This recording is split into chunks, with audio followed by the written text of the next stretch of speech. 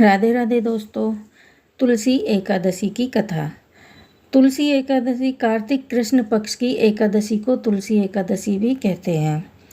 तुलसी नामक पौधे की महिमा वेद ग्रंथों के साथ साथ धर्मशास्त्रों में भी काफ़ी गाई गई है। शास्त्रों में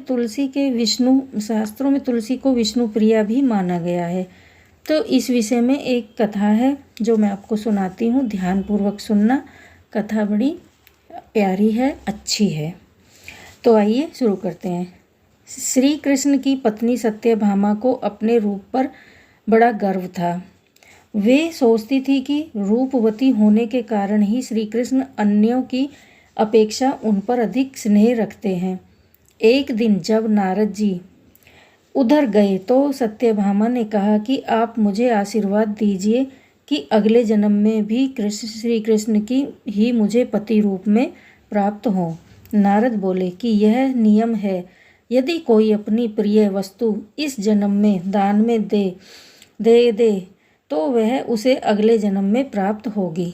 अतः तुम भी श्री कृष्ण को दान रूप में मुझे दे दो तो वे तुम्हें अगले जन्म में जरूर मिलेंगे। सत्यभामा ने श्री कृष्ण को नारद जी को दान रूप में दे दिया। जब नारद जी ले जाने लगे तो अन्य रानियों ने उन्हें रोक लिया। तो नारद जी बोले कि यदि श्री कृष्ण के बराबर सोना व रत्न दे दोगी तो हम इन्हें छोड़ देंगे। तराजू के एक पलड़े में श्री कृष्ण बैठ गए तथा दूसरे पलड़े में सभी रानियों ने अपने अपने आभूषण चढ़ाने लगीं, पर पलड़ा टस से मस न हुआ। यह सुनकर सत्यभामा ने कहा, मैंने यदि इन्हें दान किया है तो उभार भी लूँगी। ऐसा कहकर अपने सारे आभूषण चढ़ा दिए, पर पलड़ा टस से मस न हिला।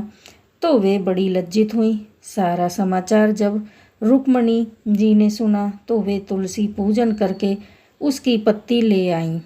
उस पत्ती को पलड़े में रखते ही तुला का वजन बराबर हो गया। नारद तुलसी दल ले स्वर्ग को चले गए। रुक्मणी श्री कृष्ण की पटरानी थीं। तुलसी के वरदान के कारण ही वे अपनी व अन्यों की सौभाग्य रक्षा कर सकीं। तब से तुलसी को वह पूज्य पद प्राप्त हो गया कि श्री कृष्ण उसे सदा अपने मस्तक पर धारण करते हैं। आज की एकादशी में तुलसी का व्रत व पूजन अवश्य करें और कथा जरूर सुनें।